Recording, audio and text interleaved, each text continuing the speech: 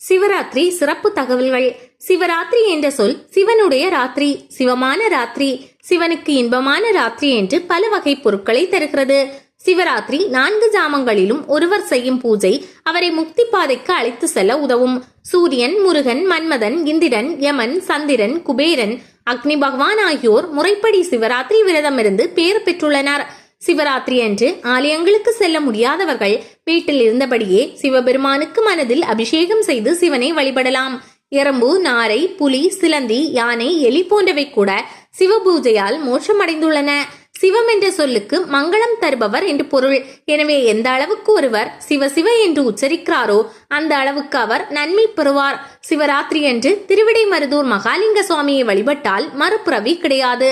சிவராத்திரி தினத்தன்று தியாகராஜர் என்ற பெயரில் ஈசன் வீட்டிற்கும் தலங்களில் தரிசனம் செய்தால் பாவங்களிலிருந்து விடுபடலாம்.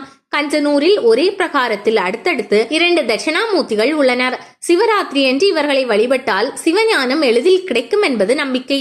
சிவபெருமான் லிங்கமாக உருவெடுத்த தினமே சிவராத்திரி என்று ஒரு கருத்துண்டு. திருவதிகை தலத்தில் உள்ள வீரட்டானேஸ்வரரை சிவராத்திரி தினத்தன்று வழிபட்டால் ஆணவம், கர்மம், மாயை ஆகிய 3ம் நீங்கும். பண்டரிபுரத்தில் உள்ள பாண்டுரங்கன் சங்கர நாராயண வடிவம் என்பார்கள். பாண்டுரங்கன் தலையில் வேடத்திற்கு பதில் பானலிங்கம் இடம்பெற்றுள்ளது. சிவராத்திரி தினத்தன்று பாண்டுரங்கனுக்கு நிவேதனம் செய்வதில்லை. அவரும் அன்று சிவராத்திரி விரதம் இருப்பதாக சொல்கிறார்கள். மகா சிவராத்திரி தினத்தன்று அபிஷேகத்துக்குரிய பொருட்களை வாங்கி ஆலயத்திற்கு கொடுப்பவர்கள் பரமானந்த நிலையை அடைவார்கள் என்பது ஐதீகம். ஊத்துக்கோட்டை அருகில் உள்ள சுருட்டப்பள்ளியில் மட்டுமே சயன கோலத்தில் ஈசன் உள்ளார். சிவராத்திரி தினத்தன்று அங்கு ஈசனை வெள்ளி அங்கியில் தரிசனம் செய்யலாம். சிவராத்திரி தினத்தன்று சிவபுராணம், தேவாரம் மற்றும் திருமுறைகள் படிப்பது மிகவும் நல்லது.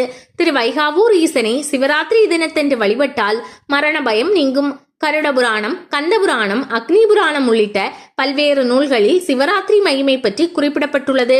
சிவராத்திரி தினத்தன்று மாலை சூரியன் மறைந்ததிலிருந்து மறுநாள் காலை சூரியன் உதயமாகும் வரை சிவபூஜை செய்பவர்களுக்கு எல்லா பாக்கியங்களும் கிடைக்கும்.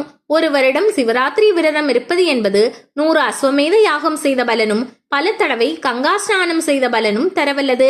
சிவராத்திரி அன்று கலச பூஜையுடன் லிங்கமும் வைத்து வழிபடுவது கூடுதல் பலன்களை தரும்.